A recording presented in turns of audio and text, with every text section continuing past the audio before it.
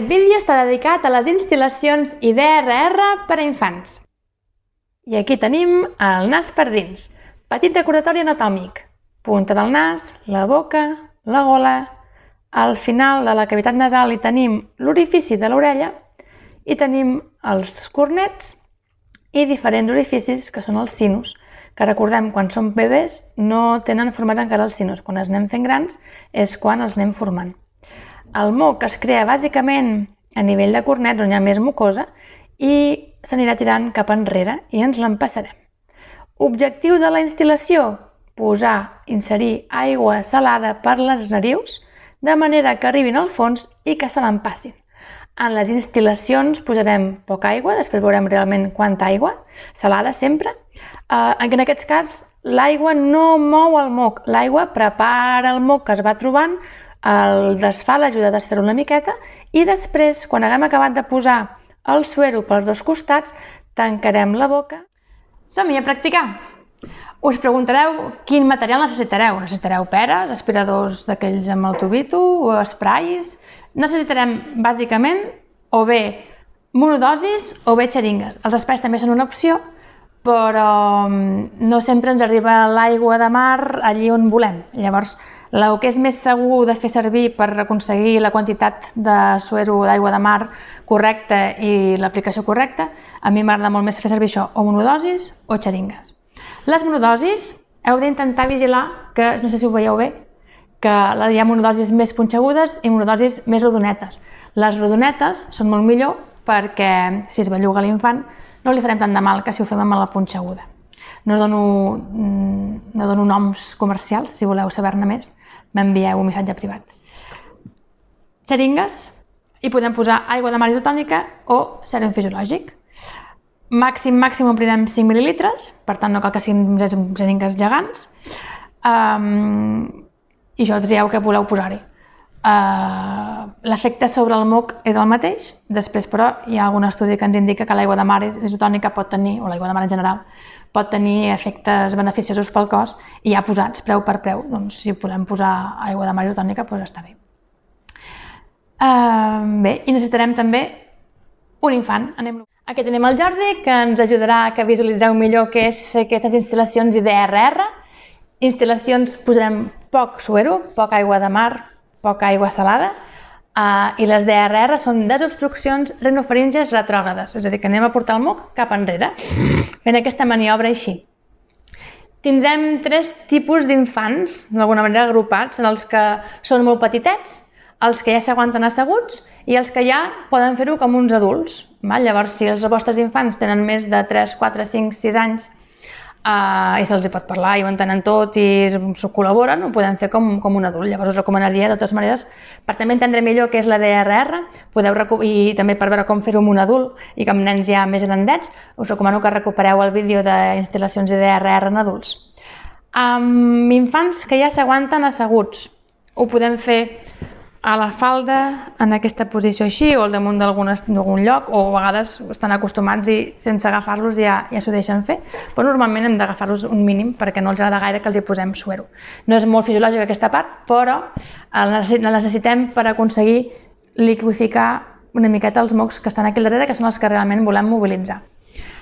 Màxim 5 mil·lilitres, però podem posar-ne menys si notem que abans de posar 2,5 de cada costat ja notem que se m'empassen. Imaginem que estic posant aquí el suero per aquí i que aquí ja noto que s'ho empassa, puc parar en principi. Si noto que tot i que surt l'aigua pel mateix costat, és que ho he de fer així, una miqueta més cap endarrere, de manera que l'aigua realment vagi cap enrere.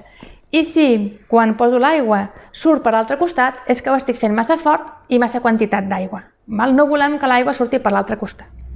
A la que he posat 2,5 i 2,5 com a màxim, procediré a fer les DRR. Les DRR podem treballar-ho perquè ho facin sols, fent el porquet amb boca tancada, per exemple, o els ha d'ajudar tancant la mandíbula, o a vegades no tancant mandíbula perquè no podem, perquè tenen molta força, però podem tancar llavis, de manera que inspirin. Si estan plorant ens sap greu, però ens ajuda realment a que les inspiracions siguin més fortes i siguin més eficaces. Per tant, si us ploren, No us amoïneu perquè, d'alguna manera, serem més eficaços que si no ens estan plorant. Si no ens estan plorant podem apretar a la base de la llengua, però costa molt més. Per tant, això, posem instil·lació i uah, uah, diverses vegades. Fins que quan? Fins que notem, fins que sentim que el so ja ha canviat i que ja no estan passant-se ni aigua ni moc. Molt important, infants que tenen problemes de deglució, que tenen poca tos, poca força de tos, és perillós perquè, clar, tindràs aquí algú de suero i algú de moc que s'està bellugant. Si els hi entra alguna d'aigua a nivell de tràquea i tenen poca tos i poca força, els hi costarà de treure. Els hi podem complicar momentàniament l'existència fins que aconsegueixen treure-ho. Normalment, però, si no us han dit mai res i tot el vostre infant és sa, ho podeu fer sense cap mena de problema. Si són més petitons, què hem de fer? Doncs els hem de posar ajaguts perquè asseguts no s'aguanten. Llavors, una opció és posar-los o bé al coll, perquè hem d'intentar mantenir una miqueta de verticalitat, és a dir, si els posem completament horitzontals no ens va bé, perquè pot ser que l'aigua s'acumuli una miqueta a nivell del conducte auditiu. Llavors, una miqueta incorporats, o bé al coll, o bé a la consulta posem una mica inclinats, o bé a casa en algun lloc que estigui inclinat, o com el coixet, per exemple, va la mar de bé. I també la mateixa idea de posar el suero, també a vegades els hem d'agafar una miqueta, de manera que es quedin ben quietats, inclús molt més agafats perquè es quedin molt més quiets si se'ns belluguen, però pensem que és molt ràpid perquè poso poca quantitat i de seguida estem.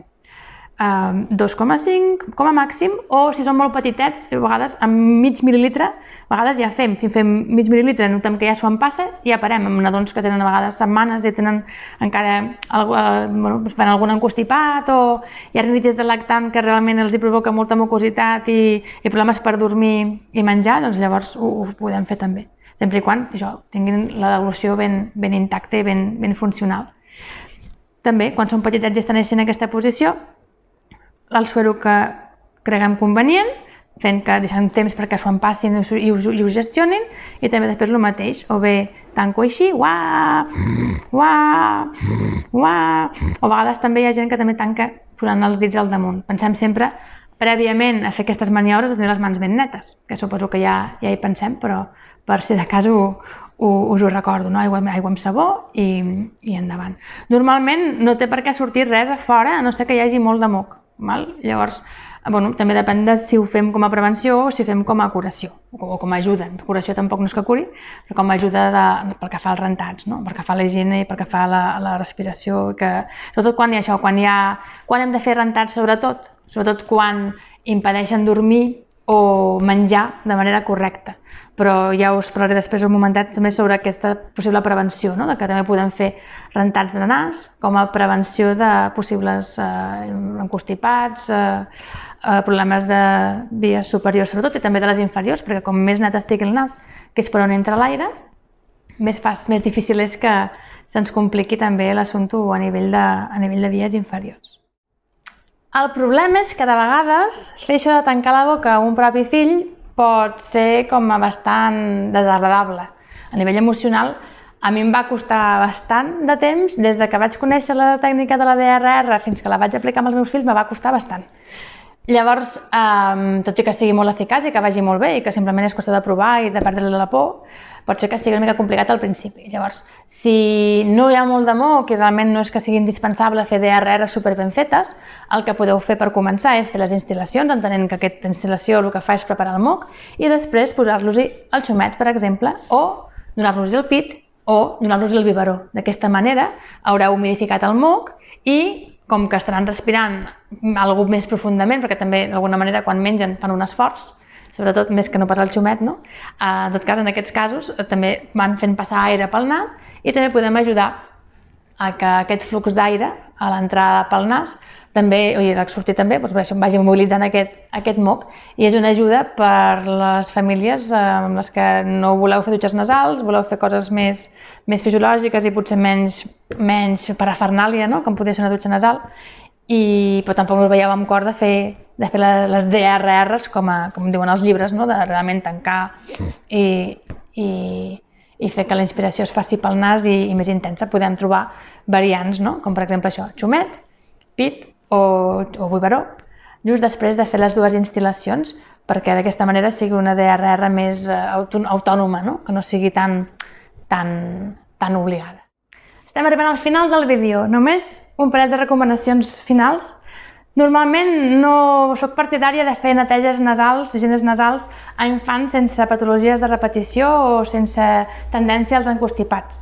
Però avui en dia, amb la Covid-19 i la presència d'aquest coronavirus que ens està fent anar tots de corcoll, sí que em plantejo que si ja d'entrada en infants d'escola bressol el fet de fer instal·lacions de DRR cada dia els ajuda a prevenir infeccions de via superior, segurament també les instal·lacions de DRR poden també ajudar a prevenir les infeccions per coronavirus. Si més no, potser ajudaran a rebaixar la càrrega viral, potser.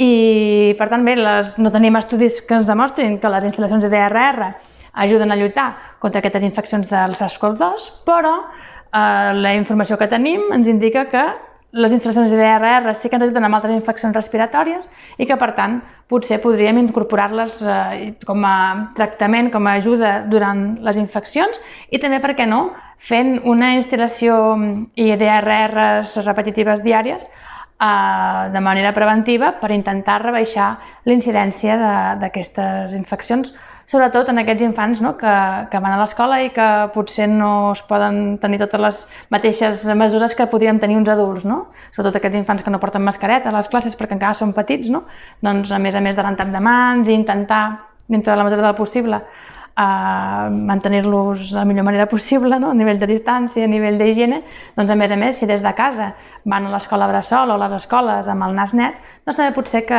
ajudem a tot plegat. Si t'ha agradat el vídeo, si t'ha interessat, no dubtes en compartir-lo.